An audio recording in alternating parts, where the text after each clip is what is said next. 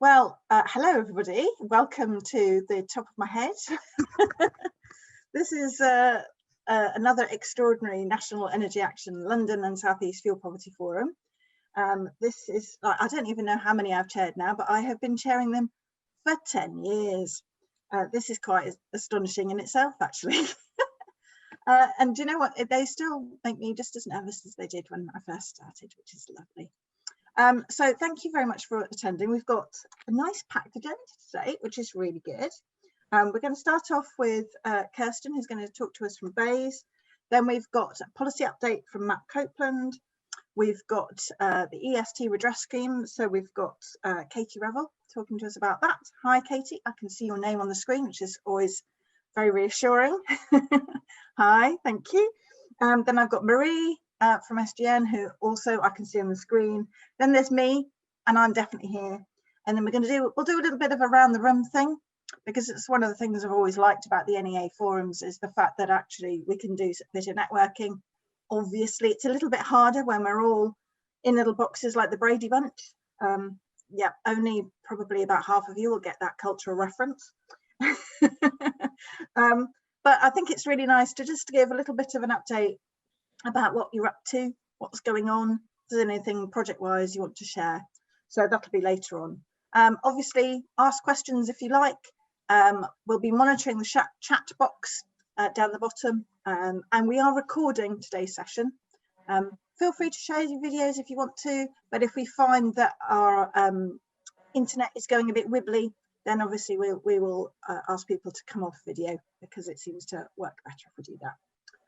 So I think I should just check housekeeping stuff. Obviously, don't forget that we're recording. Make sure you take yourself off mute if you want to start talking, because you know it's today's plan. Oh yeah, and as Brian said, if your name isn't showing, can you rename yourself, please? That will be really helpful, because initials or your phone number or the name of your phone is very difficult. It also means that we can't check off who's attending the forum, and it's really important to us to understand where people have come from to attend the forum, what organisation you're from. So particularly if you've given yourself just your initials or the name of your phone, thank you. That will be absolutely brilliant. And then we can address you more easily and answer your questions as well. So that'll be excellent. Right, with no further ado, I'm going to hand over to Kirsten from Bays.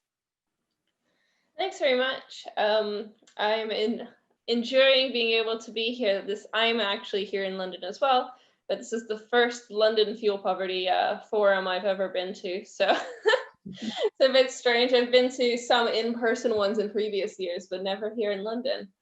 So it's nice to be able to be here with you virtually. And I'm just going to try to share my screen now and see how that goes.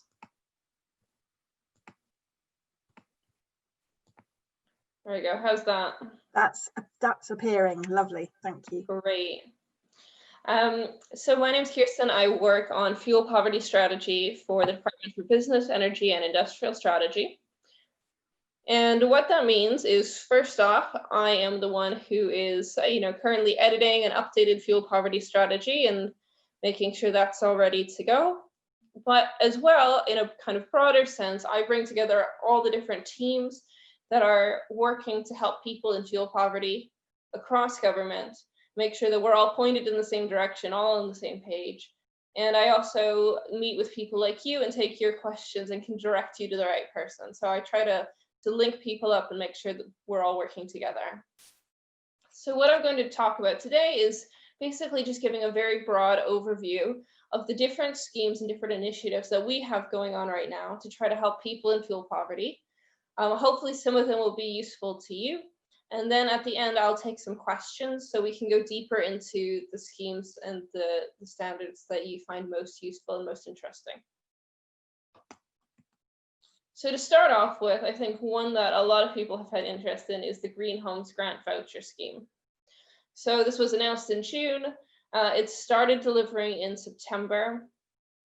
Lower income households can receive up to £10,000 towards energy efficiency or low carbon heating measures. So for example, if a household needed a cavity wall insulation and loft insulation, they could get that all paid for by the government. Other households, including landlords, can receive 2/3 of the cost of eligible improvements, up to a maximum of £5,000.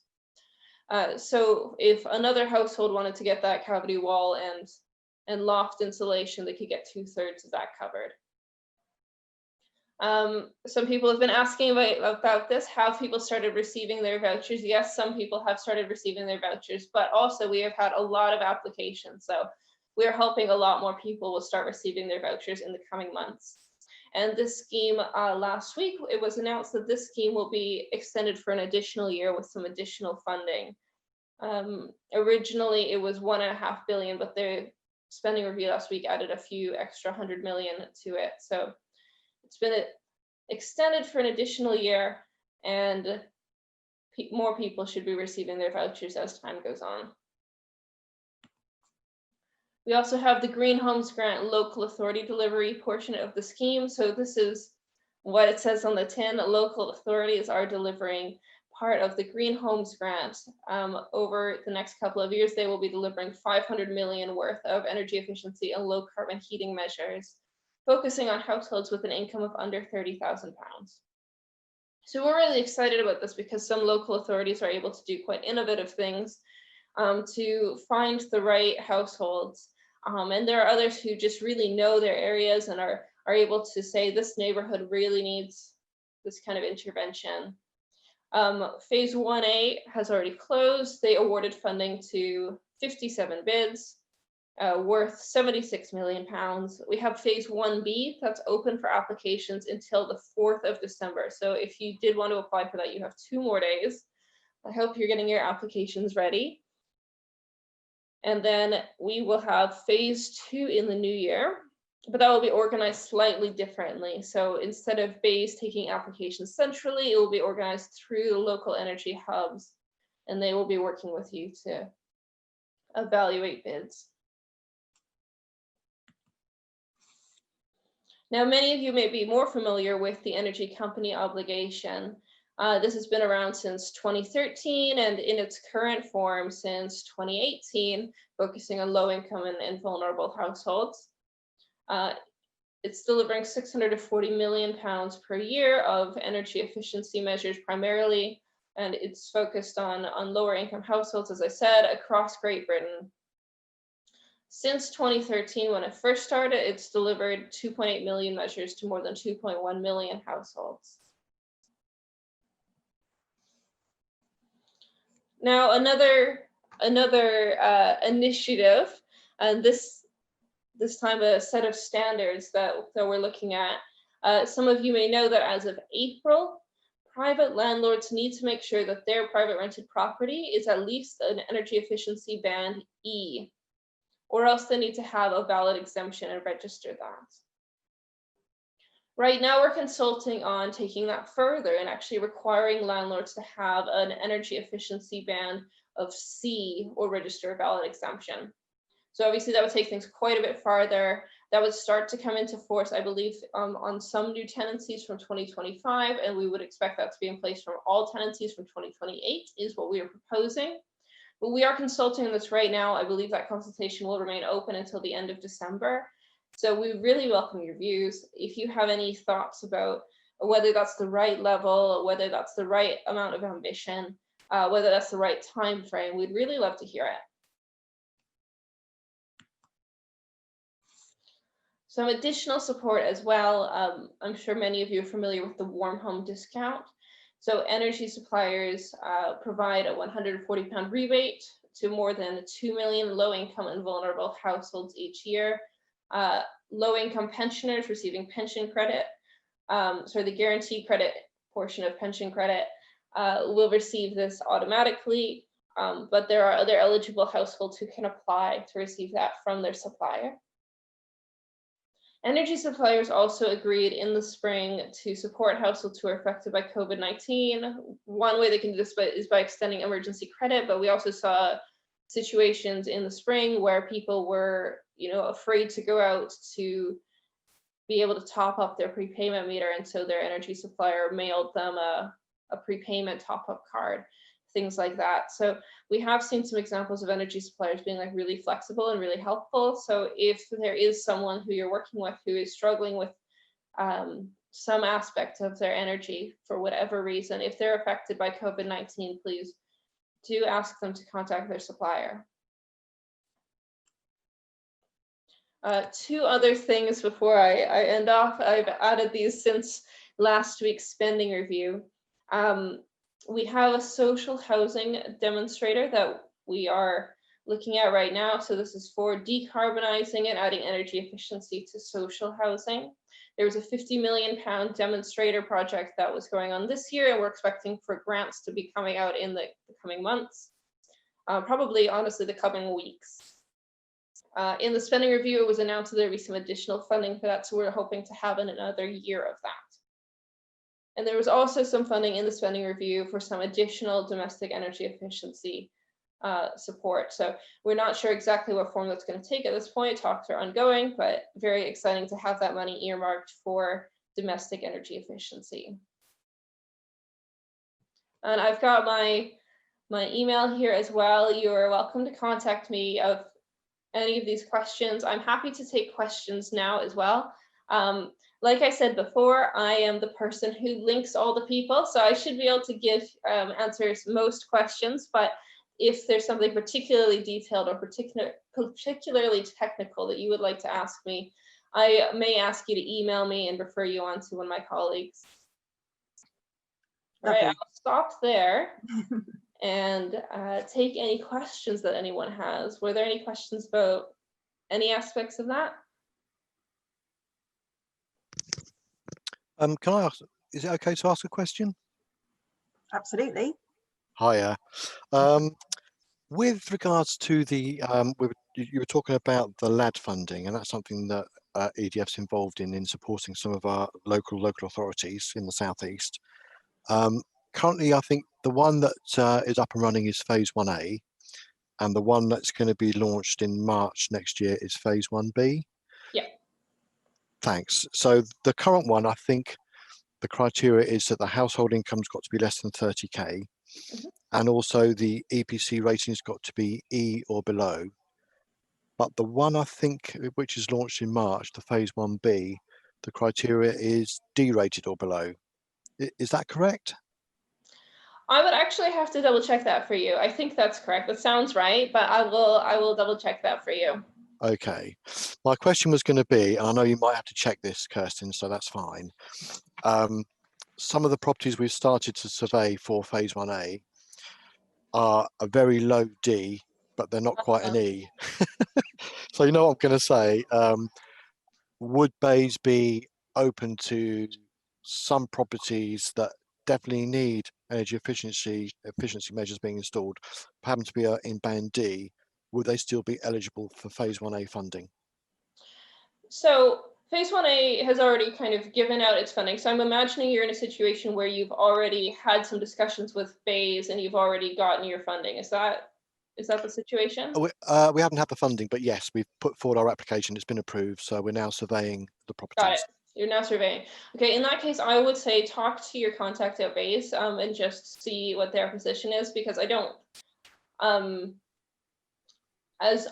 know if there would ever be an exception made, but if there were an exception made, it would probably just be between you and them rather than announced at a forum. So I would say talk to them and see if there can be an exception made or not. I don't imagine that would be typical, but it's worth having that chat.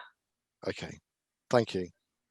I've noticed we're getting quite a lot of questions in the chat, but before we go to those, Marie Jones had her hand up.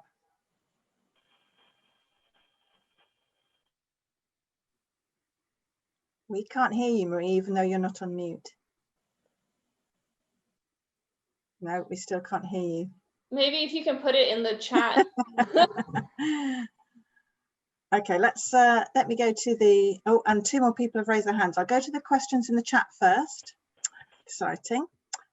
So a question from Vicky: when will the government updated fuel poverty policy be released?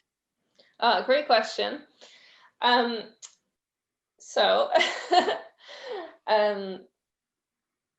As we're being recorded, I think I'll have to say in due course, but we are looking to do it as soon as possible.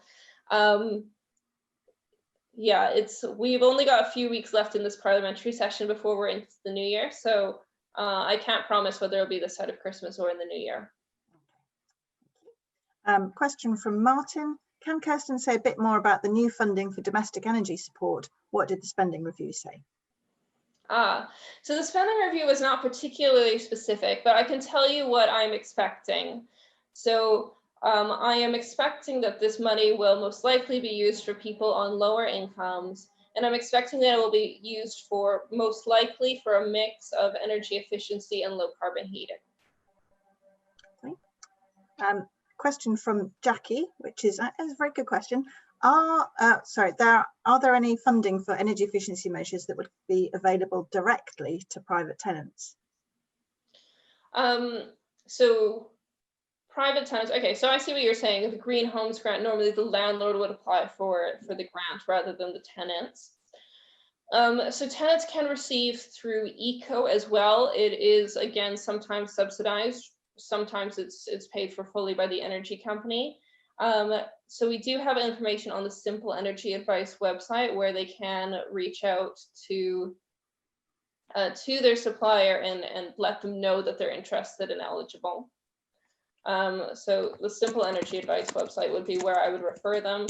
Of course, we would also want to know that if their house is not compliant with the minimum energy efficiency standards, if it's not up to an E, and their landlord hasn't filed an exemption, then they can ask their local council to intervene.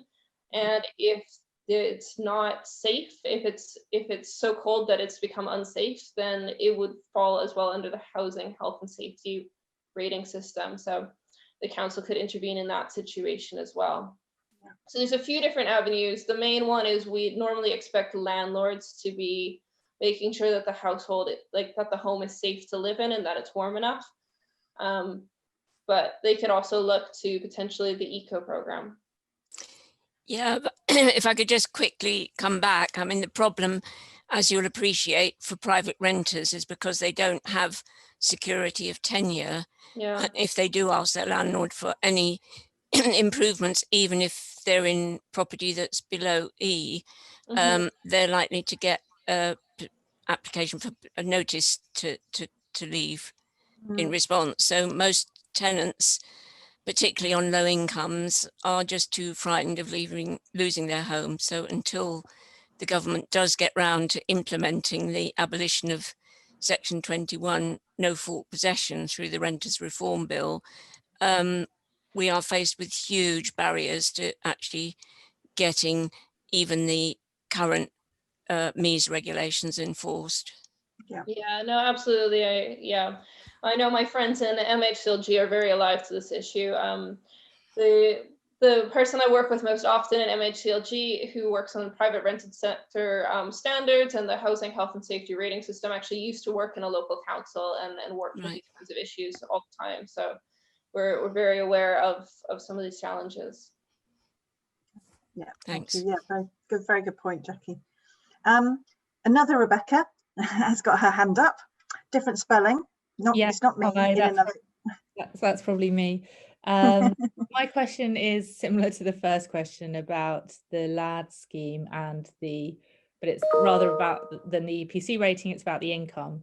So you might have a resident who's a single owner of their house, earns £29,500, would be eligible because their household income would be under 30. However, you might have a household of 5 or 4 kids and 2 parents who earn 31,000 or 30,500 who wouldn't be eligible, but obviously are struggling to survive on a much lower income.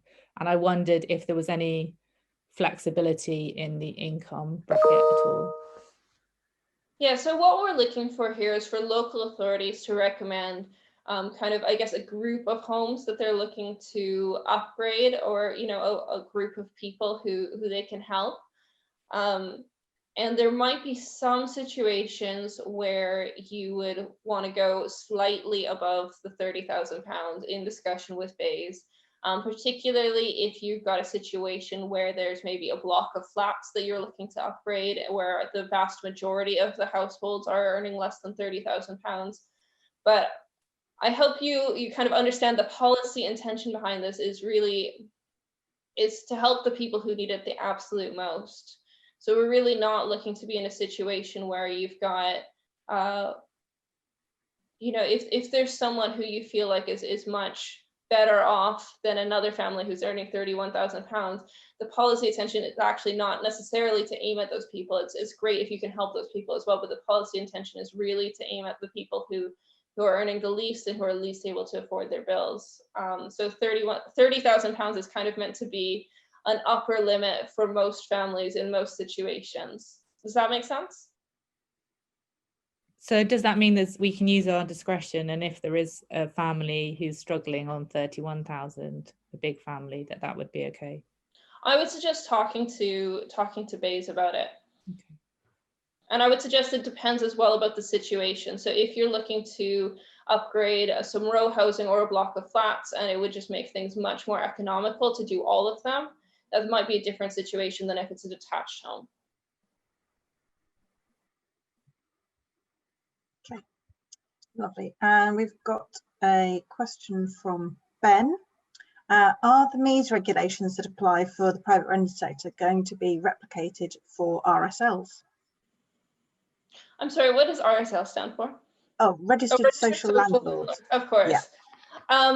So social landlords, I believe, are governed by a different set of standards. And MHLG is right now considering whether or not to update those standards. So we should be hearing more on those in the coming months. Oh, that's really interesting. So a timely question then. Excellent. That's good. Okay, so and now Marie has managed to type into the chat box. Perfect. I think so I can. We can hear you now, Marie. We can hear I you, think Marie. I can speak. Yes. Yay! I kind of switched everything off and switched it all on again as far as microphones. So I was fingers crossed that it was going to work. Hold on one second, and I'm going to get sound and vision. Yay! There we go. It's probably going to be much easier to ask this than it was to try and type it.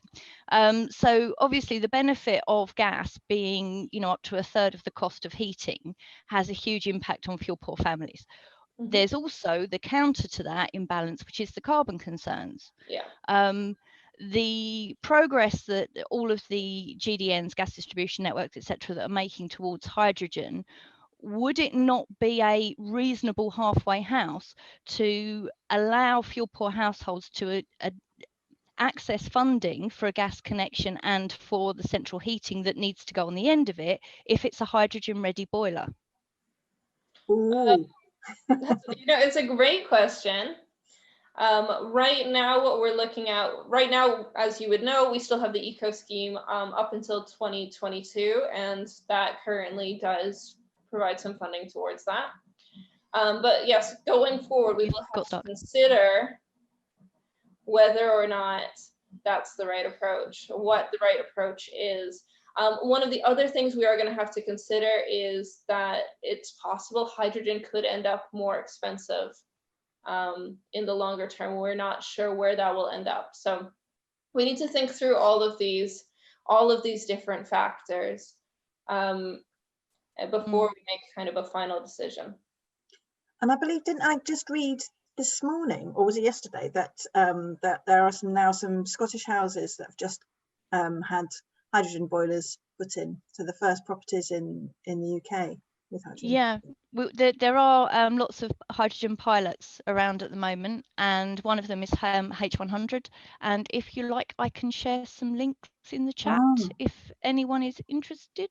Yeah, definitely. Well, Astrid from Citizens Advice Reading has said, as someone who lives in an area with a high proportion of solid wall houses, there is an issue with the cost of insulation, brackets, cost is much higher than 10k.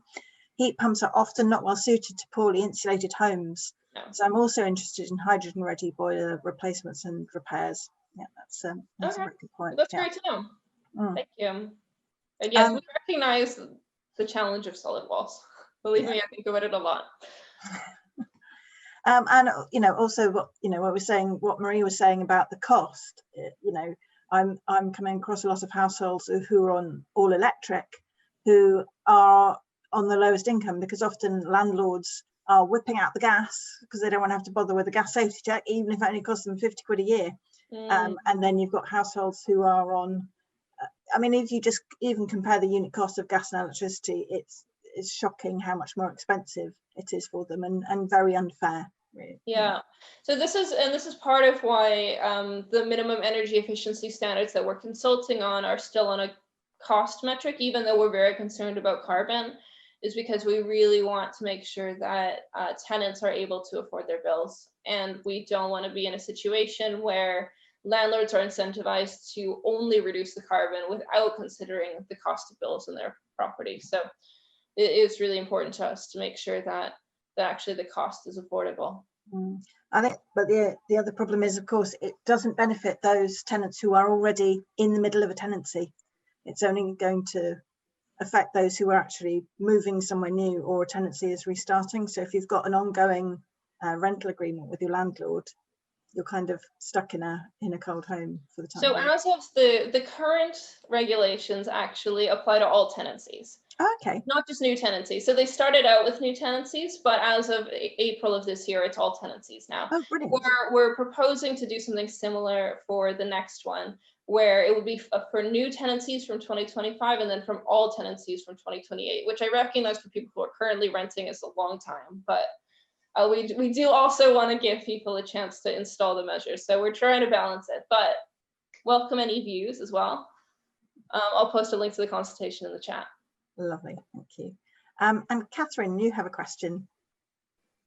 Yeah, can you hear me okay? Yes, thank you. Okay, wonderful. Yeah, sorry, it's just a question about LAD, but it's actually about LAD round 2, if that's okay. I know I'm thinking a little bit ahead of time, but as 2020 is going at the moment, we kind of got to think ahead to 2021. It's just we've had a bit of recent communication from some of the energy hubs with some of the local authorities that I work with about round 2 in terms of the time frames. I just wondered if you had any clarification on it. So to give a bit of background, we've got funding for 1A, and we're putting in a funding bid with quite a few local authorities in the south and southeast for 1B as well. But with the round 2 timeframes, it looks to be that it's running at the same time as 1B potentially, and there's quite a bit of an overlap, which we weren't expecting. And I didn't know how it would work for, say, local authorities that have got 1B funding, also about getting round 2 funding, because I think there's a requirement for 75% of round 2 to be delivered in what is exactly the same time as 1B. And there's a few additions, I think, in LAD 2 with like hybrid heat pumps and things like that, which are obviously very interesting for local authorities. So I didn't know how it worked. Sorry, a bit convoluted there. How it worked in terms of for local authorities who've already got funding from 1A and 1B about applying for round 2 funding, because it overlaps quite significantly. Yeah, no, that makes sense. Yeah, there is an overlap. I don't have the details of the dates in front of me, but yeah, I believe there is an overlap. And what we are trying to do is to balance a few different factors. So one is, of course, to make sure that homes are warm, and ideally as soon as possible, the sooner the better, right? Another factor is we're trying to encourage job growth. I know that's not something that we normally talk about as much in these forums, but that is also another really, really big goal of this scheme. So we're thinking through a few different factors, and what we're trying to do is make sure that this is an achievable timeline for local authorities and the people they work with.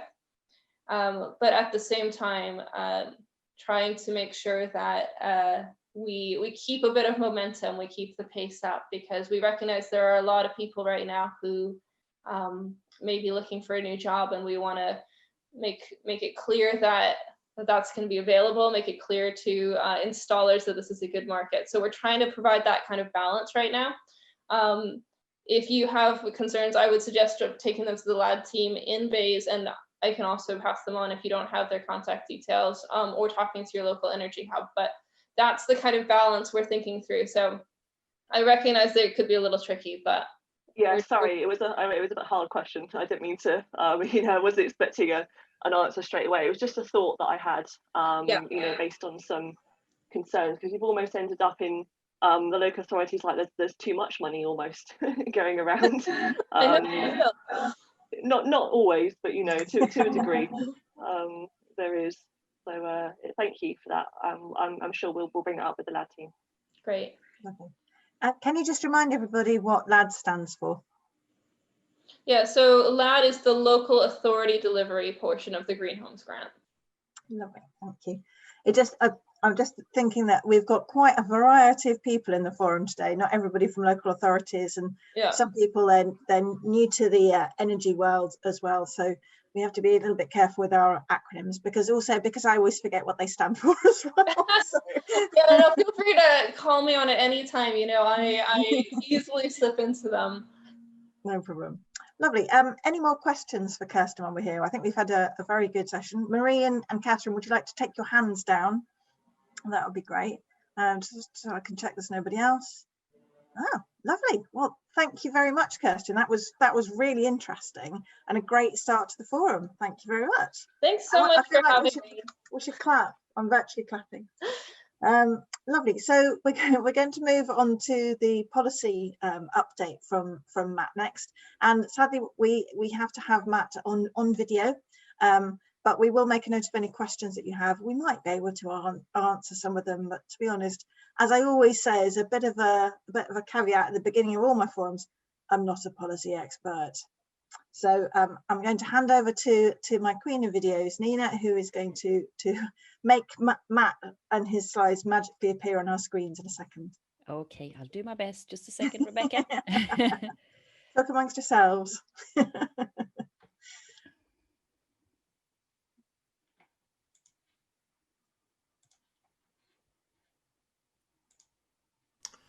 Hi everyone, welcome to the NEA Winter Forum 2020 Policy Update. I'm Matt Copeland, the Policy Manager at NEA, and I'm going to take you through some of the policy developments of the last quarter. So here are some of the recent highlights. So we've had a comprehensive spending review, updates to the minimum energy efficiency standards in the private rented sector. NEA's released our fuel poverty monitor for the year. We've had a consultation on the warm home discount scheme. We've had new supplier license conditions for pre-payment meter customers, new protections. And NEA's released a debt paper from our water poverty work. I'm going to go through each of these in turn, and I'm going to end up with a slide on what's coming up next. So firstly, I'll touch on the spending review. This happened at the end of November, and going into this, NEA were calling for 5 things, and it's useful to remember as well that this was initially going to be a spending review that allocated funding for government departments for 3 years from 21 to 23, but the Chancellor changed his view on things and wanted to allocate funding for 1 year only because of the crisis. We made these asks when we thought it was a longer review, so we wanted clarity on a warm home discount for the period 21 to 26. We wanted full implementation of those Conservative manifesto energy efficiency schemes, the Social Housing Decarbonisation Fund and the Home Upgrade Grant Scheme.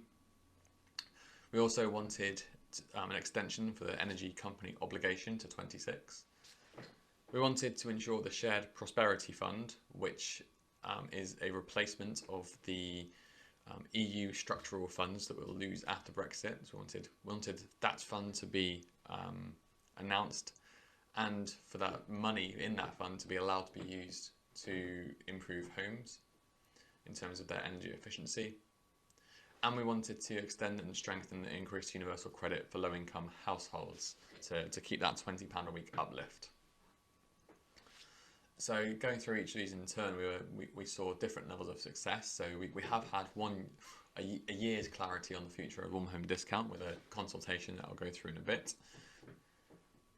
We've got 1 year's worth of funding for what we're assuming is the Social Housing Decarbonisation Fund, a new home upgrade grant scheme for fuel poor homes. So seems like we have the first year for that funding.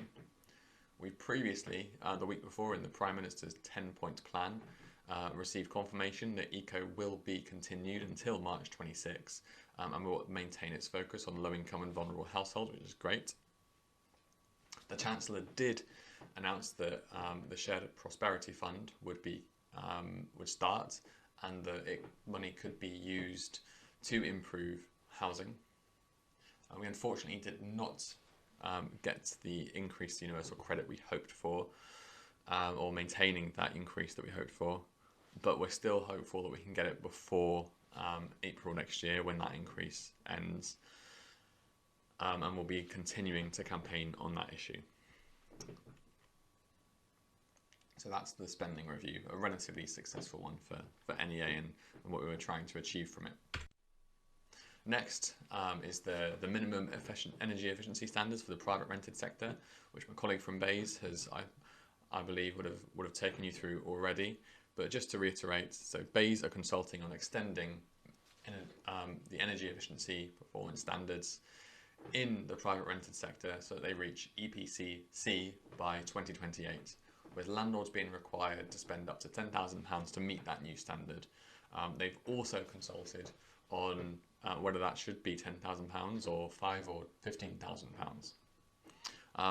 Our emerging view on that figure of £10,000 or £5,000 or £15,000 is that higher is better.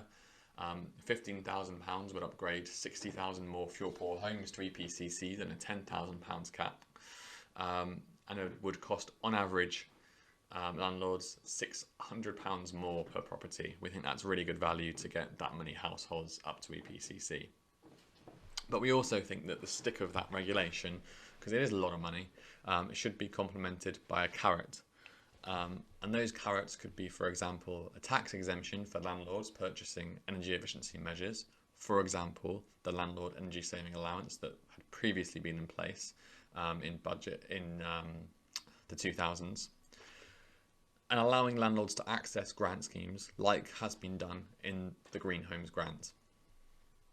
However, if landlords do have access to grant schemes, we believe they should not be able to increase rents for a number of years afterwards. We've landed on 3. We don't think it would be fair on tenants for landlords to receive money from government, but then increase their rents on the back of that. The impact assessment for the consultation does assume that landlords pay for measures by increasing rents. So we do think there needs to be some mechanism to stop them doing that if they're paying for those energy efficiency uplifts through grants. Enforcement has been an issue for the current standards of EPC-E by this year.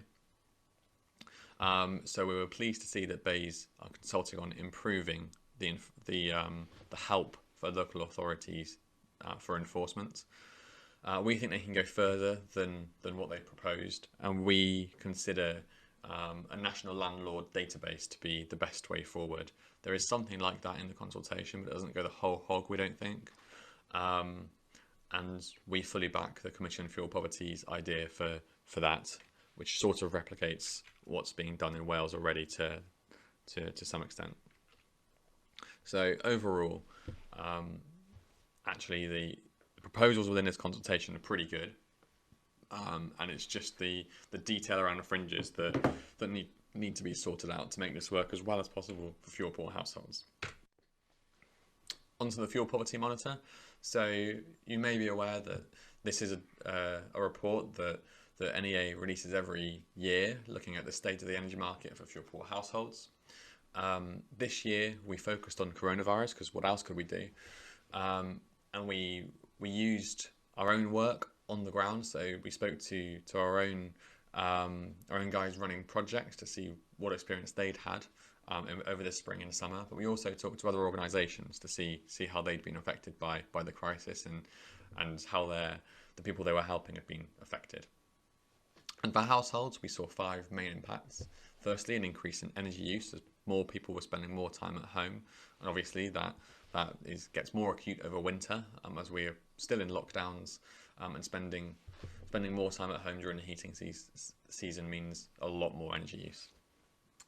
Secondly, a reduction in income. Lots of jobs have been lost, lots of people placed on furlough, and generally incomes have reduced.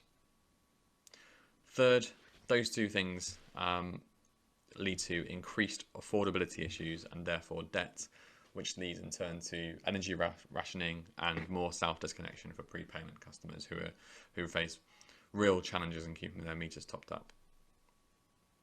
Fourth, we've seen, because of the pandemic and really in spring and summer, installers finding it much more difficult to do their job.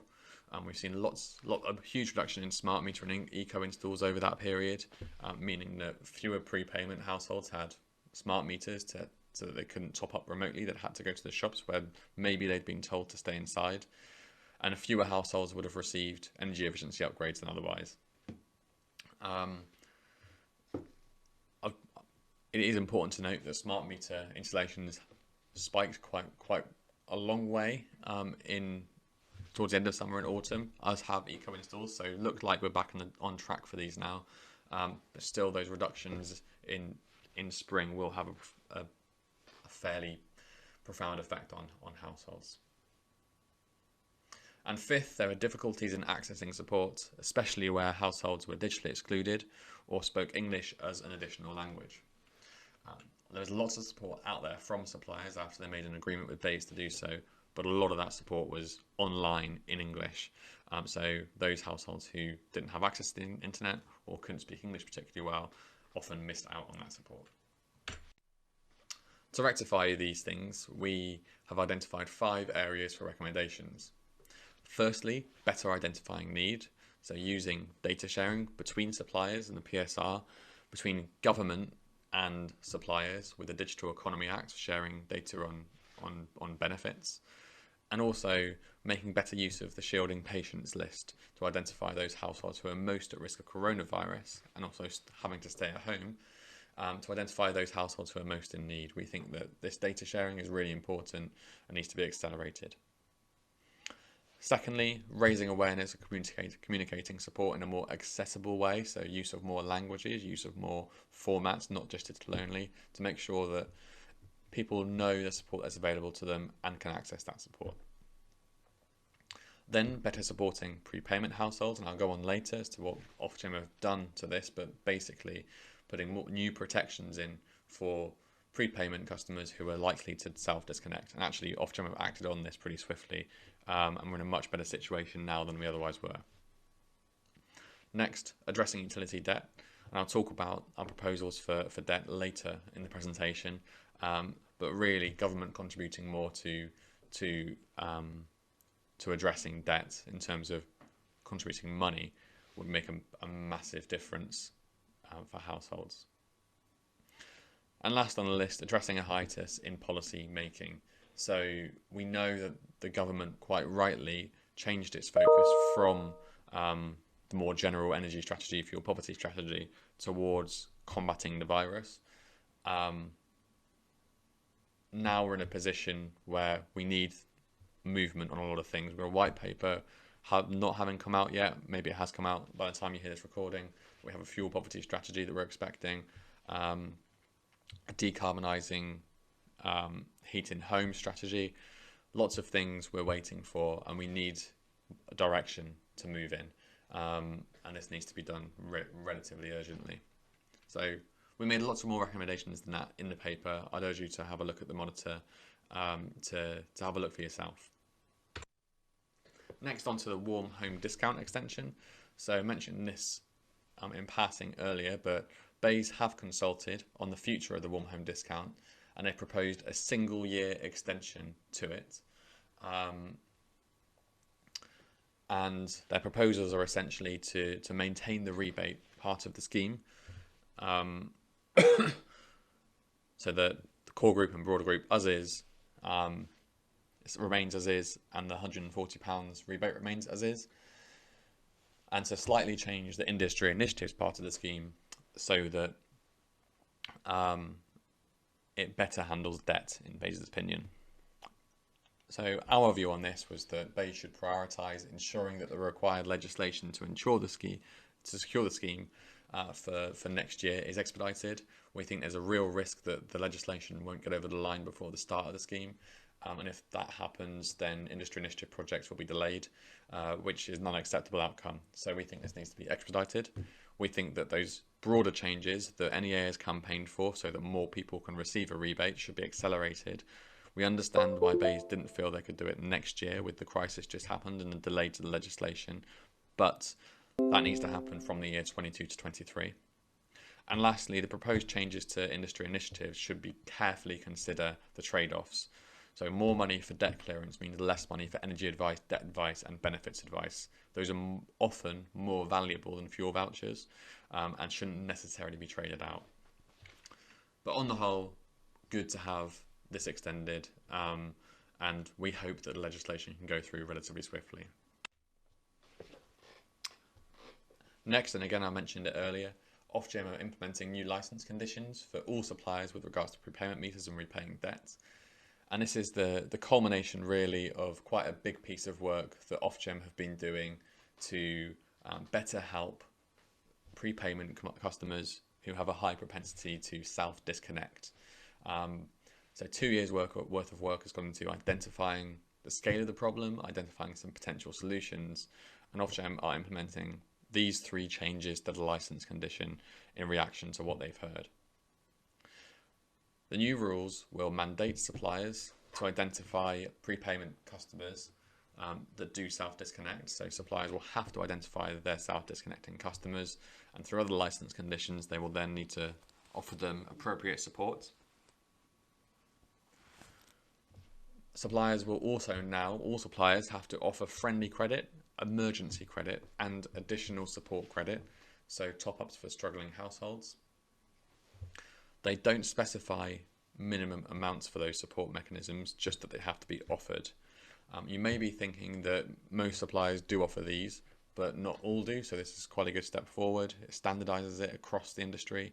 They must be offered. NEA did campaign for minimum amounts for these, but Ofgem have chosen not to be that prescriptive, which is a route that Ofgem prefer to take with a lot of things. Lastly, and probably making the most difference to the households that we work for, are integrating ability to pay principles into the license, and this covers all customers in debt, not just prepayment customers, and that ensures that suppliers have appropriate credit management policies and guidelines, that they make proactive contact with customers, that they understand from that an individual customer's ability to pay in terms of the amount they can afford, that they set repayment rates based on the amount that a customer can afford, that they ensure the customer understands the arrangement to pay back the debt, that the supplier monitors that arrangement after it's been set up, and if a customer has a failed repayment, that they re-engage with that customer to understand their ability to pay in new circumstances, and then set a new repayment rate based on that new ability to pay. So a customer is never paying more than they can afford. This is really important because it sets repayment rates at a much more reasonable rates for each customer. And we've already seen some suppliers start doing this before the license condition comes into play in the 15th of December. So these changes have already had a tangible impact on people's lives, which is exactly what we were looking for when we were campaigning for these to come into place. So we're really happy that these are in place. There's more that Ofgem can do to support households, but this is a really good start. And the last thing I want to talk about is debt. And my colleague Jess Cook has put together this fantastic paper, Surviving the Wilderness, looking at the landscape of personal debt in the UK. And it considers water debt, energy debt, and council tax debt. And Jess looked at the scale of debt across those 3 sectors, what it means for households, and then what we recommend to help households to deal with that debt. And we have 5 recommendations. Firstly, that the government should bring forward breathing space legislation, which is new legislation expected in spring next year, about May, to give households breathing space for their debts, so an extra 6 weeks to start paying off their debts if they want it. We think that should be brought forward in time, so before May, and that the 6 weeks should be extended to longer. I think in Scotland they have 6 months. We also think that companies should consider whether they can implement this earlier themselves without the legislation, much like some suppliers have done with the ability to pay principles that I've just talked about. Secondly, that the government should make contributions for payment matching schemes. So some water companies have offered payment matching schemes where if a customer puts in £2, they'll put in £1 to clear the debt. We think the government should consider how they can play a part in that in both water and energy. Thirdly, those ability to pay principles that are now in play in the energy market should be made consistent across all utilities, making debt repayment much easier for everyone.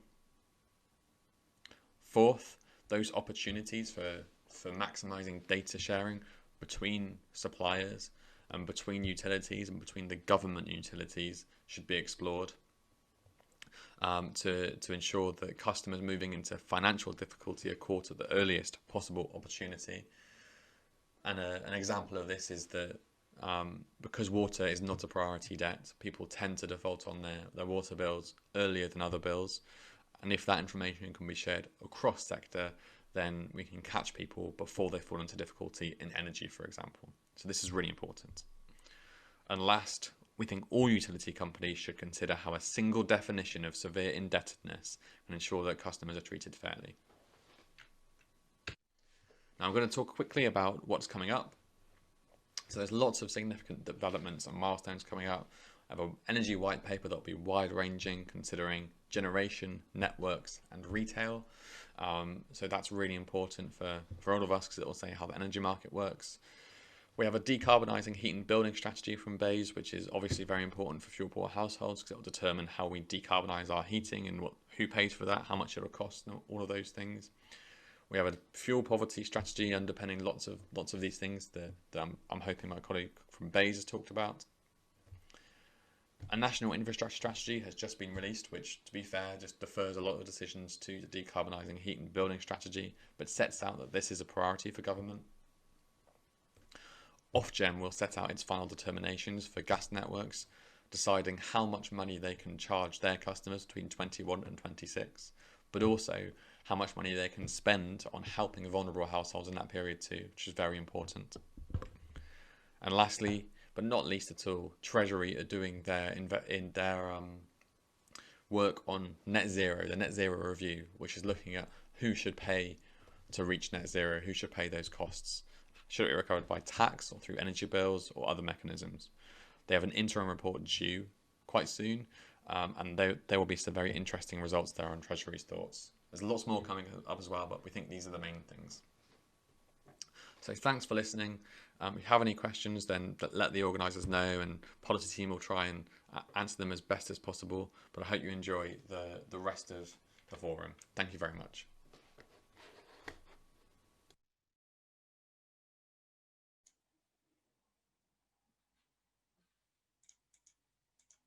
You're on mute, Rebecca. Yeah. There I am. Right, better. You're I pressed the button and it didn't work. Yeah, I feel like I should thank Matt, even though he can't hear me. Thank you very much, Matt. That was really interesting and very exciting, actually. And a good question from Marie is, when will the new rules for suppliers on self-discollection, friendly credit, etc. be brought in? Does anybody know the answer to that? Because I don't, I'm afraid. No? Anybody know? No. Okay, well, we'll find out. Sorry, Rebecca. I think he did say actually during it was the 14th of this month. Okay, lovely. Thanks very much, Louise. Brilliant. And there's been a little bit of an update since Matt produced that, which I'm going to share with you. I'm not going to literally share the screen. I'm just actually going to talk you through it. So on Friday, the DWP, the Department of Work and Pensions, announced a new COVID winter grant scheme. It's £170 million worth of grant funding for local authorities in England, and it needs to be spent from yesterday up until the end of March 2021. And it's to help people who are struggling to afford food and utility bills, that's heating, cooking, lighting, and household water as well.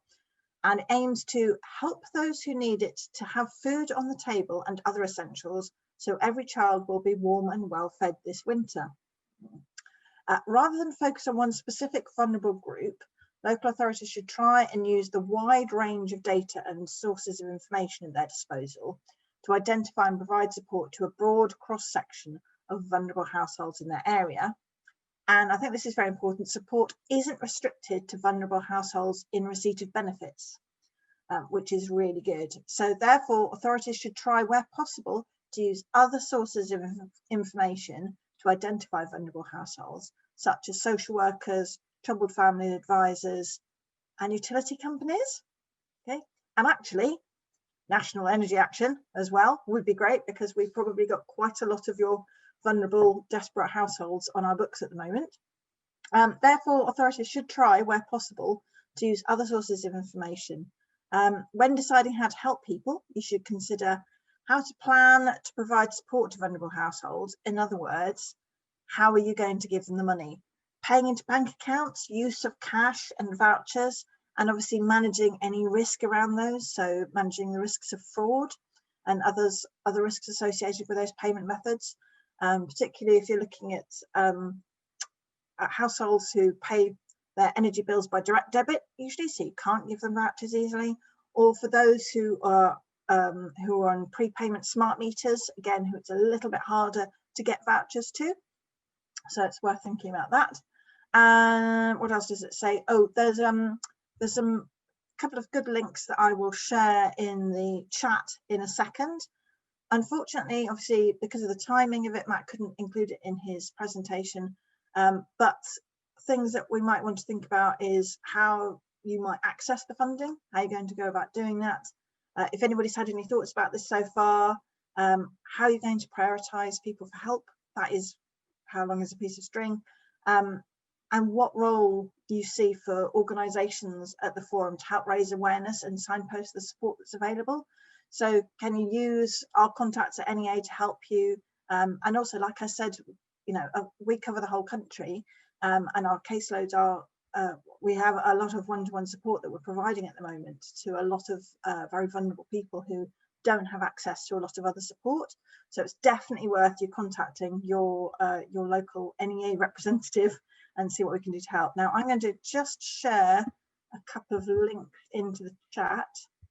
Let me just pop that one in there. That's the first one. Bear with me a second and I'll put the other one in there as well, because it's quite useful.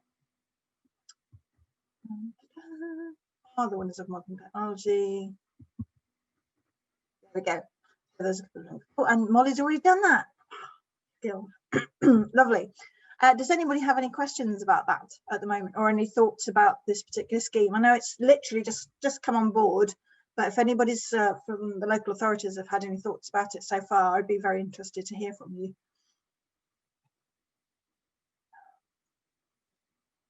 Louise. Yes, hi, yes. Louise Trenchard, East Sussex Field Poverty Coordinator, for those of you who don't know me. We've put in 2 ideas, or we're sort of getting them through processes at the moment. One is the fairly obvious one of extending our voucher scheme and linking it up more with utilities more generally. So trying to look at water definitely being included in there, but also possibly other things. I don't think it will happen this time around. So yeah, mainly just looking at other utilities.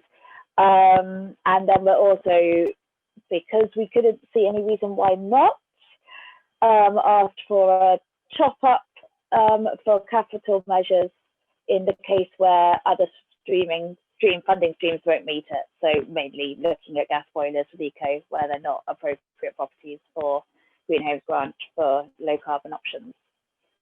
So yeah.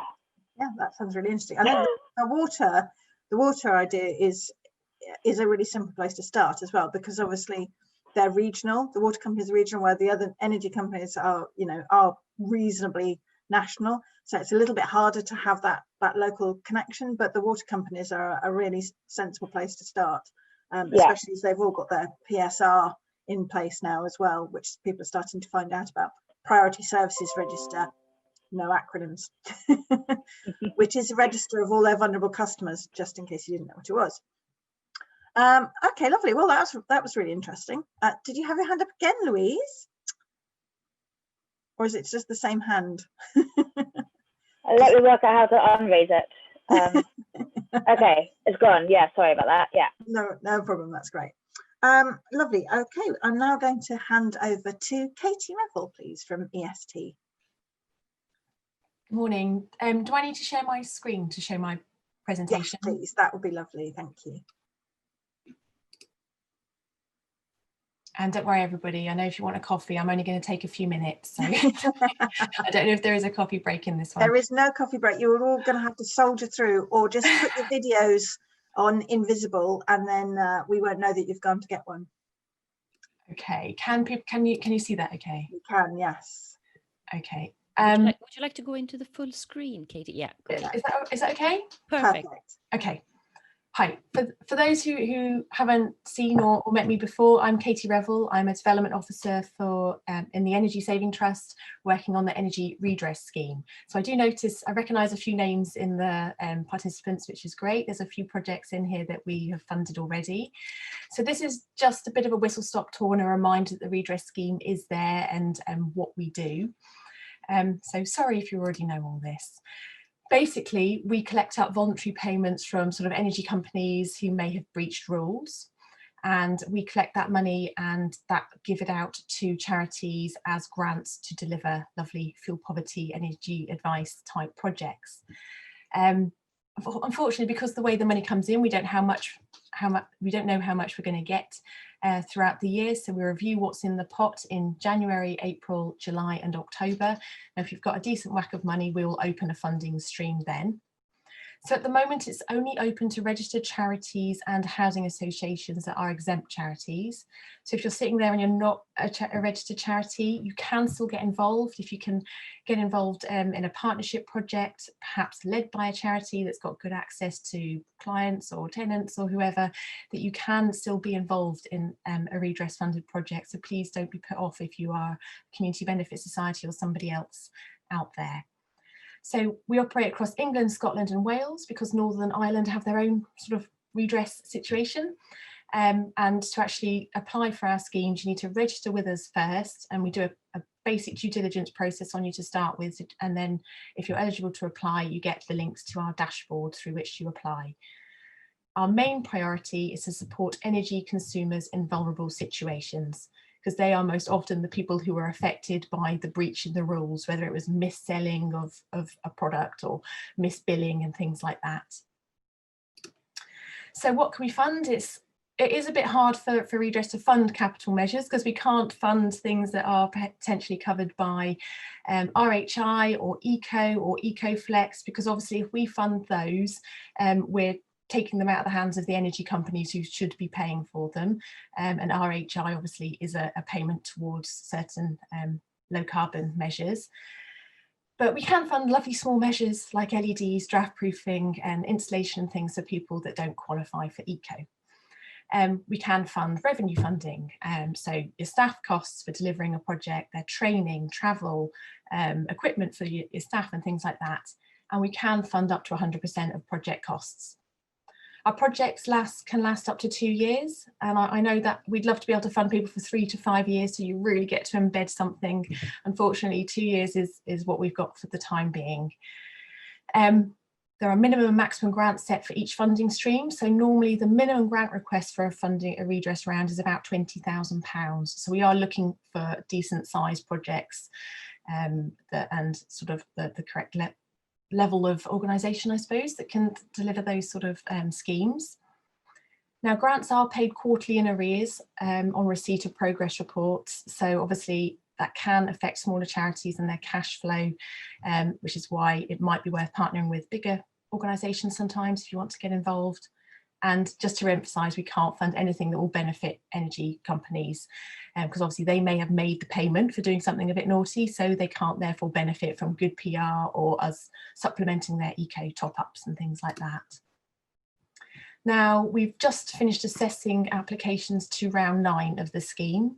We've got our grants panel meeting next Tuesday, so we'll be going through the shortlist then, and we'll be letting people know the outcomes of their applications before Christmas. The round 9 projects will hopefully start in January. And we are very likely to open at round 10 in January 21, with those projects probably starting around April time. We normally have a small fund for slightly smaller projects, a main fund for those costing 50k up to 2 million, and we normally have an innovation fund for trying out some developing new products and services or more researchy based projects. And we do have a new fund on the way. Ofgem have just issued some new guidance for us around decarbonisation. So we will be hopefully opening a new fund with that as a topic in the near future.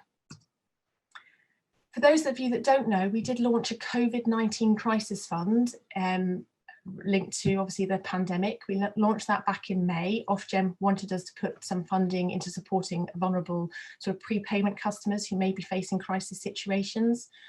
And what it means is that registered charities that are registered with us can apply for funding towards emergency fuel vouchers for those on prepayment meters. Now, we don't shout about this publicly, and our grantees are not allowed to shout about it publicly, mainly to protect them from being mass scammed and to help them to manage the distribution. But we do have people covering London. I don't know if they'll appreciate me saying it, but people like Groundwork London, East End Citizens Advice Bureau, Money Advice Trust, Citizens Advice Reading do have access to fuel vouchers through our scheme. And hopefully in the near future, National Energy Action will have a big chunk of fuel voucher funding from us to give out across England and Wales. So any day, I think it's within the next 2 we weeks. just need some information from a previous round, and then again they've got money lined up to give to NEA. So if you need to know a bit more about that, do email me, but there are quite a few fuel vouchers knocking around out there at the moment for clients. So those are my contact details. I tend to cover redress schemes covering central and southern England, so I'm kind of your local person. I happen to be based down in Devon, but I am your local person. And that's my mobile number, which is a quick way to get hold of me, or my email.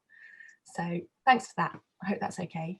Brilliant. That's really good, Katie. Thank you very much. And how brave of you to share all your contact details with us. That's great. Thank you very much. Lovely. So let me just see if there are any questions. We've got a question from Malcolm in the chat. Why is the Energy Redress Fund restricted to charities? You want fuel poverty support, if you want your fuel poverty support to be holistic and integrated with local housing and welfare rights support services and the local voluntary community sector, isn't it about time you allowed local authorities to lead bids? Not all local authority areas have competent charities to lead bids, and our residents miss out. So that's a very good point. It is. We do constantly have contact with Ofgem about opening up to new organisations, whether it's local authorities, community benefit societies, CICs, things like that. We provide them with papers recently saying the pros and cons and how we would kind of undertake due diligence on each of those. At the moment, I think it's because our contract is due to end shortly and a new tender for the redress scheme will come out. Maybe there'll be changes when that new tender comes out. We do appreciate it is an issue, which is why we do say if you can partner with somebody else, then there are options out there. But I have to say it's not that we don't want to do it. It's just the rules in our contract with Ofgem at the moment, and we are constantly trying to twist their arms and say open it up to more people. If we want new bidders and we want more exciting projects, I think we'll need to open it up to new people. Yeah, that's a good point.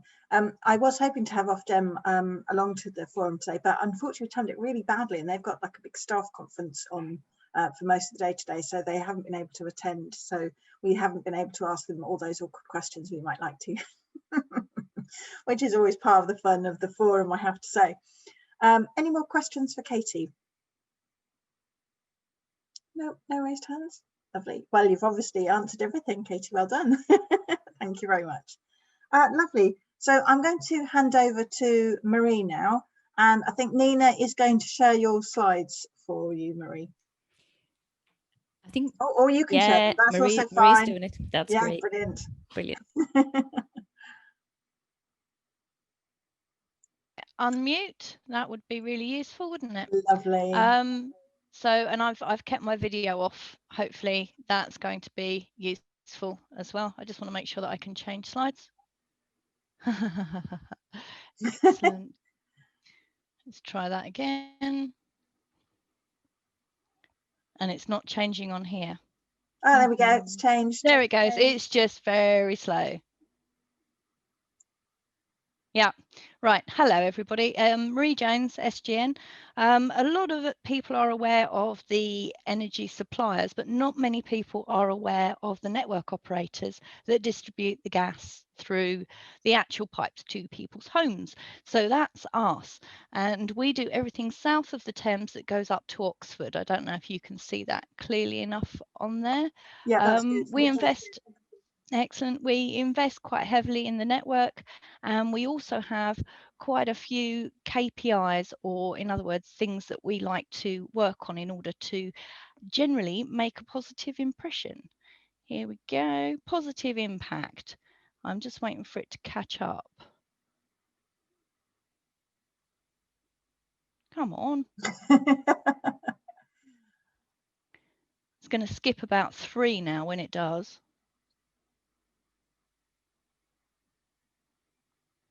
No, it's not changing to the next slide. Would you prefer? Do you want me to stop sharing? Yeah.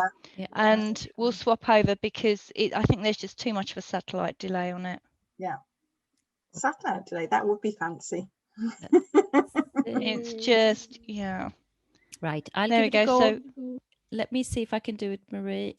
should be slide 2. Let me give it a try. Okay. Can you see mine, Rebecca? Yes, I can. We can, but it's there we go. Yeah, you want to go? No. Where do you want to be? Slide 3. Let me see. You're close. There. There we go. So Lovely. what we're working on is decarbonisation. The thing that we're most excited about is hydrogen. It burns with absolutely no carbon at all. Its only waste product is water. So that's quite exciting. And you can generate it using things like wind and solar, passing that electricity through water to create hydrogen. It's fantastic. We work obviously to respond to certain things such as the COVID that's coming up, and we use a whole system approach. So if you, yes, slide 4, which was the next one down. So keeping our customers safe and warm, we've got a commitment to help our customers stay safe. And there's a number of things that I think you've probably been aware of before, one of which is the free lock and cooker valve. Simple request, we will come and install it, no charge. We've got help to heat funded connections. We've got utility advice and support. We've got priority service register referrals, safe and well visits, and we partner with the fire service for that. And there's a voucher scheme for those who are currently on our network and their devices are, so their boilers, their heaters are faulty and in fact dangerous, then we can repair or replace. And we have a dedicated Careline team to help out those that are in need. So could we go on to slide 5, please? Now I'm going quite quickly because I'm aware that we've got short time. Now this is what I'm most focused on. So my job. It's fine. Don't rush. Okay, are you sure? Yeah, absolutely. Okay, I'll slow down then. So we are. I am the stakeholder engagement manager for Fuel Poverty. And what we've been working on for the last almost 8 years is offering funded connections. When the funding changed for installing central heating, this made it incredibly difficult. Having a free connection to a fuel poor household had no positive impact at all because you couldn't just put a match to the end of a pipe and have central heating. Central heating costs about £4,000 to install. Eco was only partially funding it and others were only partially funding it, which meant that a fuel poor household that couldn't by definition afford to heat their home had to then find perhaps even thousands to top up for the cost of installing the central heating. This meant that the carrot was being dangled just too far out of reach.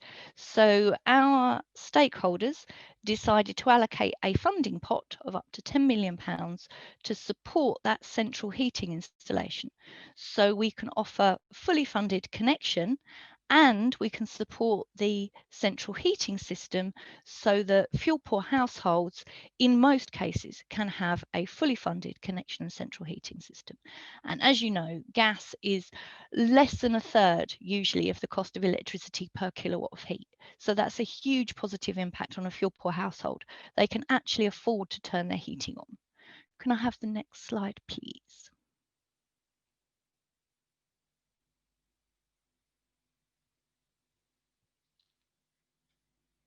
Marie's just stopped on my end as well. Let me, yeah, try again. Am I cursed, I Oh wonder? no.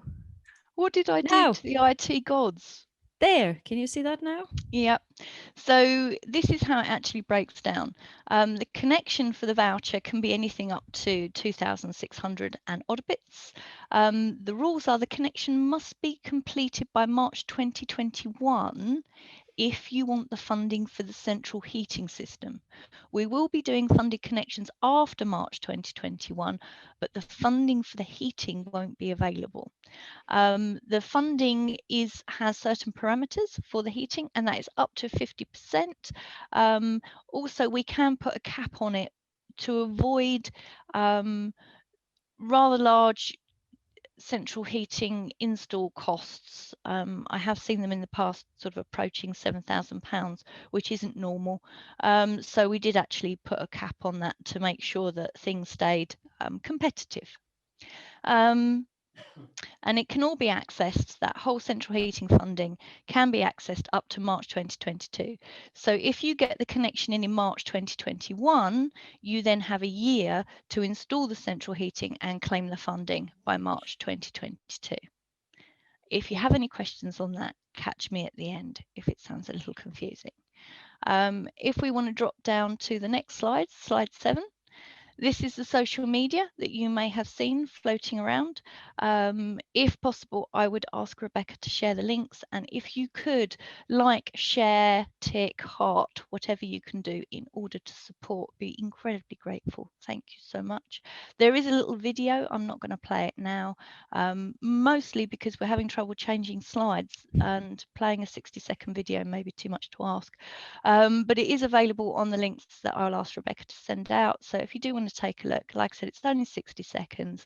And I think it has quite an impact. It talks about the numbers of excess winter deaths, and it talks about the positive actions that we're taking. If you go down to slide 8 for me, please. Yeah. Oh, there's the video. Oh, it's playing anyway. Yes. Would you like me to continue? Yes. Yes. If nothing breaks, let's go for it. Yay.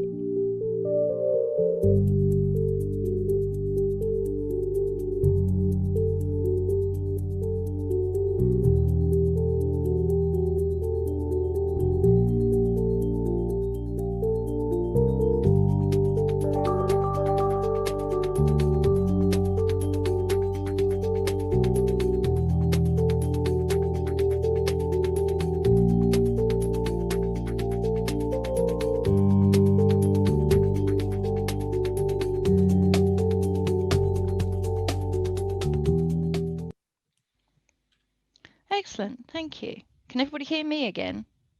Yes. Excellent. So we have these leaflets available. We can have them printed and sent to you, or I can send them on PDF. Now, if you go down to the next slide, slide 9, how we have been working up until now is we've been building partnerships with local authorities and other organisations. We've been setting an amount of funding to back up their activity, and they have been handling the eligibility and then referring through to us for connection, and then continuing forward and managing the installation of the central heating system and other additional measures, for example, cavity wall, loft insulation. And that worked well for year 6 and 7, if you have a look. Unfortunately, in year 8, the year we're in currently, COVID has had quite an impact on us, and we are struggling to meet our target. We would really like to get another 1,700 connections in the ground and central heating for all of those who, are struggling, especially through the COVID winter. In order to build those relationships, set up the funding and everything, we recognise that is a long journey. So what we're suggesting is that anyone who comes across a household that would benefit from a gas connection and support with the central heating system, that they go in through our partner organisation, Yes Energy Services, and all of the details and how to make those referrals, just simply use the leaflet, ask them to call the 0800 number, or contact me. I will help you set up a data share agreement so you can refer straight into Yes, either by telephone, by email, etc. If we go down to the next slide, please. So we've got a really nice little positive here, testimony from a Mrs. F. And she actually said it changed her whole life and made it better, which is quite touching. And if you would want to click the link, if the slide set is shared, then you can see some work that we did with East Sussex, putting in gas connections and supporting the households. And next slide, please. Right. So this is the breakdown when we make claims about how much cheaper gas is per kilowatt. As you can see, that is per kilowatt of heat. If you're looking at air source heat pump, it depends on the efficiency, it depends on the fabric of the building, it depends on many things. So this is based on average costs and night storage heaters, etc., which is what most of our fuel poor are currently on. It's quite rare to find fuel poor who are on air source heat pumps at the moment. And the next one I want to talk about, if you could go on to the next one, is just to kind of, as you probably heard me ask the question earlier on, we've been working really hard to decarbonise heat. Now, there are several different projects, and as you can see there, the activity that's been going on in Scotland. And if you go next slide, you'll see the activity that we have been working on in the south. Whoops. So One too many. Yeah. There we go. If you want to look a little bit deeper into what each of those projects are, how we're making progress, then please do look us up on SGN, Future of Gas, and you will find in-depth write-ups, information, photographs, etc., on what these different actions are. If you do have potential at any point to speak to policymakers and decision makers, if you would ask them, if possible, to consider supporting the idea of promoting hydrogen-ready boilers, that would future-proof things such as these new fuel poor connections that are going in. There are a number of hydrogen-ready boilers that are being piloted at the moment. The level of investment is directly related to the amount of interest. So if we can support that, generate interest, then it will encourage the manufacturers and others to bring forward when that will be released. So that would be our goal, really, is to get as many people hydrogen ready as possible. So while we're working on our pilot schemes and proving that hydrogen is safe, as a gas distribution network, we work with things that go bang. So working with hydrogen is something that we are quite confident, but obviously we need to go through all of the testing and make sure that we have thoroughly ensure that there are no problems and that we have mitigated the risk as far as possible. And the last slide is my contact details. If anybody would like to reach out and get in touch, always happy to talk to you. With the information that will go out from Rebecca, I will add, perhaps if she would permit me, the leaflet and details about how to refer into Yes. We have radio advertising going out, so keep your ears open for that, and for the links for the social media. Any questions?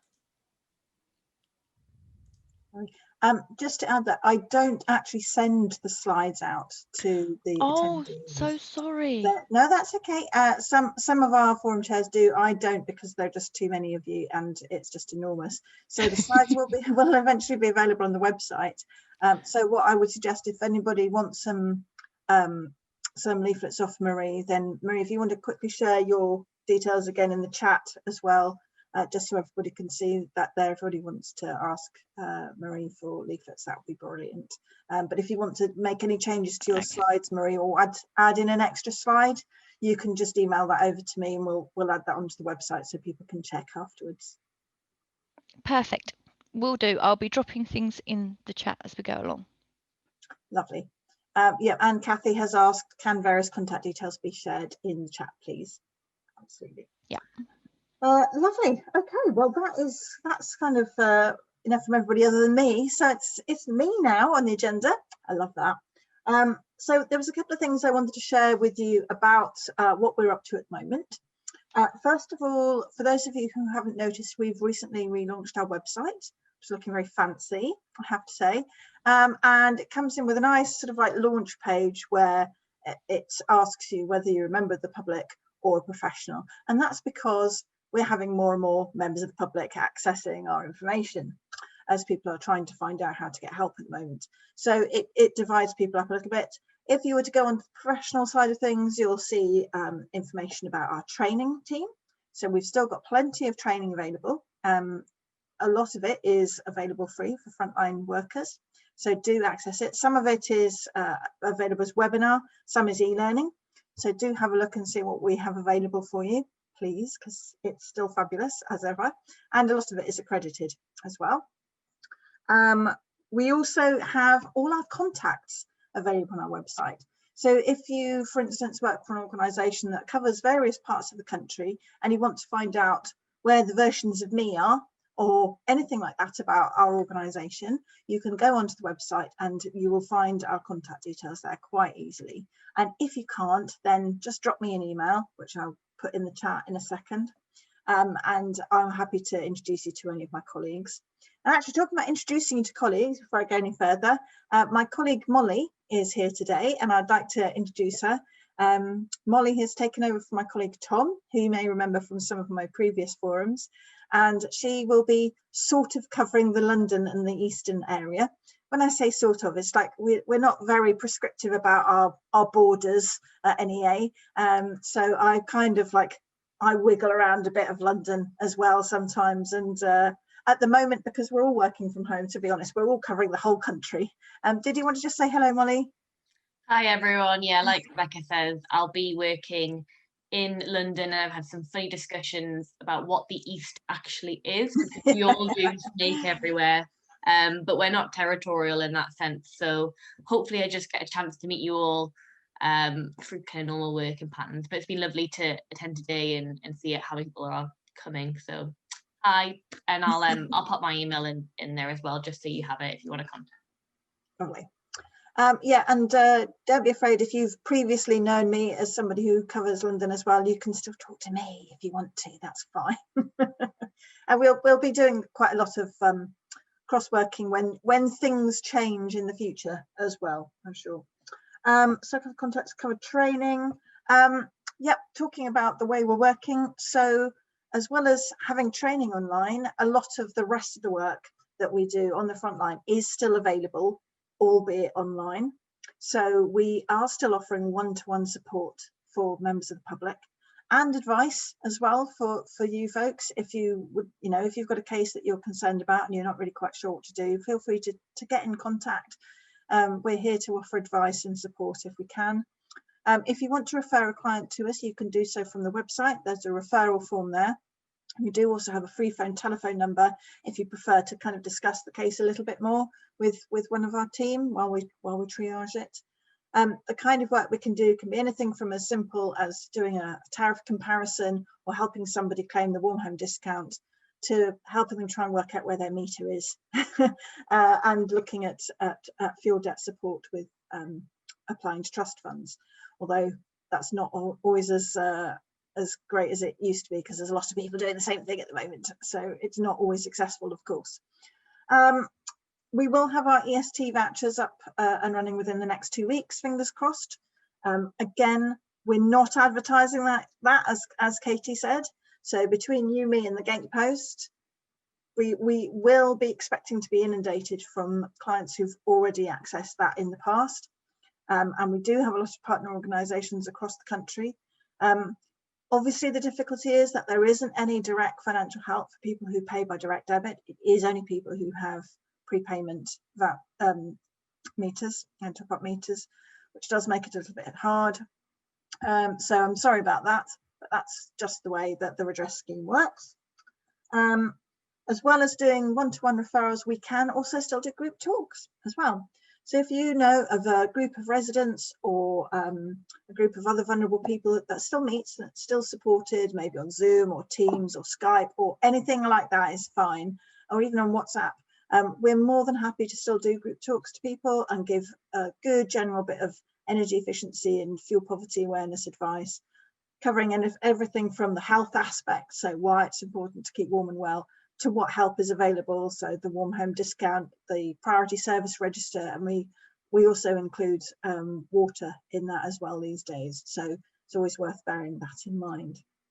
I just check that I've got everything else. And also one of the projects that I'm particularly working on at the moment, which I'm very, very lucky to be working on, is I've been working on sharing a set of 3 workshops with a cohort of vulnerable people. Recently, we've just finished a project funded by UK Power Networks that was supporting groups of refugees. It's been really, really interesting bringing that online, because we started the project before everything happened. So we managed to do sort of 1 or 2 workshops actually in real life, and then we've had to adapt it and bring it actually into Zoom. So it's been a challenge because most of us are using our computers or laptops to access Zoom, which makes it a lot more interactive. But most of the members of the public that I work with are using their telephones. That's a very small screen to see slides on and to connect with people on. So especially when you've got an interpreter there as well, it does make for some challenging work, but it has been an absolutely fascinating way of working over the last couple of months. And if anybody wants to talk to me about how you might do that yourselves, or wants any tips on how to bring things online with Zoom, I'm more than happy to share the experiences I've had and what has worked and what hasn't, because obviously not everything works, because I think it's really important that we still make this available. Eventually lockdown will end, but this is also still a really good way of getting groups of people who are spread out and who can't necessarily get to venues more easily for talks in one place, particularly those with young children. So if anybody wants any more help on that, I'm just going to quickly put my email address in the chat while I type. Just put my phone. Okay. Yep, there we go. That's my email address, so drop me an email. My number as well is available on the website. I can never remember what it is, or I type it in there. I have a tendency to merge my work telephone number and my personal telephone number into one thing in my head, so I'm not going to type it in there just in case.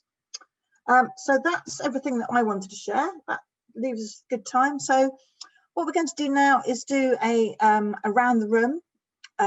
So I'm basically going to ask you if you have anything to say, because I didn't do this very the last time. If you've got anything to say about a project you're working on or something you want to share, obviously we're only looking at like a minute maximum.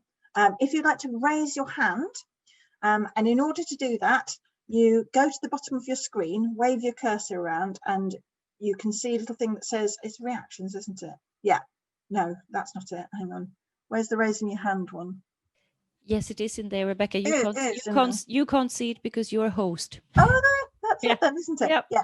So down the bottom, you'll see a little thing, a little smiley face with a cross on its head that says reactions, and you can just raise your hand from that little box.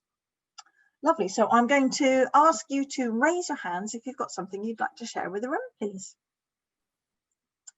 Okay, and we've got Jackie. Lovely, Jackie, go ahead. Yeah, just to let you know that we are doing our best to notify all the people in our own area, which is in Brent in northwest London, who are living in private rented homes that are energy rated below E. And we've discovered from the MHCLG open data that there are actually 3,082 such homes just in our own borough. In fact, we found 5 or 6 just in one street. It's obviously really challenging under the current circumstances, and we're thinking that we may, we hopefully will be able to leaflet those addresses at least. Whether we can actually door knock and talk to people will depend on the rules as they go. But we are, because we are a legal team, we will be able to combine both giving people legal advice. Hopefully we can write to the landlord first and explain their obligation, but that could be backed with legal action if necessary. And we also have a team of mentors to help work with the private tenants to take them through the whole process. Okay, lovely, Jackie. Thank you very much. That's really interesting. We've got Astrid next, then Duncan, and then Helen. Astrid, you're lovely. Go ahead. Just unmuting. I just wanted to say, one of the things we've been working, we're on a project called STEP, which is Solutions to Tackle Energy Poverty, which is running across Europe. And we're just about to launch a suite of videos that give really simple, practical ways of energy, draft proofing your house, fitting radiator foil, things like that. Some of the ones that we've seen aren't quite there with other organisations. So yeah, if anyone's interested, we're about to launch those any day now. And I can maybe send them to the team somehow. If you want to send them to me, Astrid, and I will see if I can share the links up on the... Perfect, that'd be great, thank you. Lovely, thank you. Duncan? Hello everyone, just a quick one from me. It's nice to be in the room. I work for a company called Switchy. I don't know if anyone in the room has heard of us, but we're a... Yes. We're doing some really cool stuff. I'm quite new to Switchy, so I've been sort of having two ears and one mouth on. I was at the Southwest event yesterday, and I've been here today as well. So I'm learning, right? But we're doing some really, really great stuff on capturing data in the home about fuel poverty. It's a smart, so Switchy does a smart thermostat with sensors in it.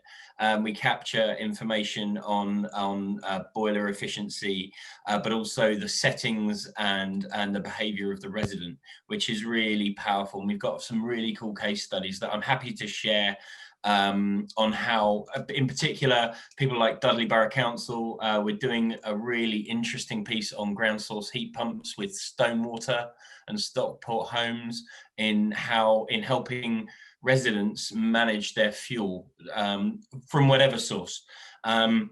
So if that sounds like something you might want to have a think about, and we attract all sorts of green homes grant funding and stuff as well. But I'd love to have more of a chat at some point or whatever, but take a look at the case studies and see if it's something that could be of interest. Lovely. We've had speakers of your colleagues speak at the forum before, because Switchy is a fascinating project. If you want to share your details in the chat box, then sure, people can access your email if you'd like to do that. Fantastic. Thank you very much, Duncan. Thanks very much. Very interesting. Helen. Yeah, hi. I was really interested in your top tips for Zoom with phones, because it's a real barrier for loads of people. I didn't realise that they can't see everybody else in the chat, so it's not so interactive. So it's like off-putting anyway, because there's no other faces. What would you say, Rebecca, were your two top tips for using Zoom on your phone for them? Keep it very simple. Make sure that you have access to people's email addresses so you can email slides and information afterwards. Because one of the big issues with people accessing Zoom at home, especially if they're not sharing the video, is often they're getting on with other stuff. I was doing an awareness session the other day, and somebody had forgot to turn the video off, and I was down the shops with them. And there's kids going on and dogs and, you know, kettle brewing and things like that. So there's a lot of distractions. So it's also about keeping it interactive. So keep asking them questions, open-ended questions. So almost like in a quiz situation. So I will often share true or false slides. Okay, can you do that? Can you, because it's that polls you do that through? Well, no, the way I do it is I'm just using PowerPoint, and I get them to shout out the answers, because to be honest, that's the simplest way of getting people to interact, because the only way they can actually interact physically with their phone is just by doing a little bit of a wiggle on the screen, and it doesn't really work very well. I've practiced with a colleague before, so I could actually see what it's like. Again, another top tip: get Zoom on your phone, practice with somebody else just to see what it looks like and see what the interface looks like for you, because it was a bit of a shocker, because I hadn't realised when I did my very first session that it was so different on the phones. Yeah. And I suddenly realised about 2 minutes into sharing the slides that nobody could actually do what I need them to do on the slides. I'm like, okay. Bit of thinking on my feet, but it does actually work very well, and surprisingly still quite well with people who don't have English as a first language. Okay, So, that's really good tips, thanks. Yeah, no problem. Anybody else got anything they would like to share? I can't believe you're all so quiet. Come on, you're usually a lot more interactive than this. Can't believe nobody's got anything else going on in their lives. Catherine, I knew you would have. I'll do a little LEAP update. Yay. Yeah, go on. So just to update everyone on LEAP. LEAP is still around. I know that a lot of people know it as the home visit service, because it was all about the home visit. Obviously, when COVID came in, that idea went straight out the window. And so what we've been working very, very hard on is actually moving as much as we can of LEAP onto the telephone advice call. So now residents get a telephone advice call. They can also have measures posted to them, and we can also do shorter follow-up home visits as well. Because we do get a few questions, people asking us, is LEAP still around, because everyone's just used to it being the home visit aspect of it. And we've managed. It took a long time, but we've got there, and it's we've got a new system in place, and it's likely that we're going to keep that in place for some time. Who knows when we can go back to doing full home visits. Obviously home visits are better in general, and it's a lot more difficult over the phone, as I know Rebecca will know anyway. It's a lot more difficult, but we can still provide everything we've been able to provide before. So just to remind everyone, that it's everything's still there.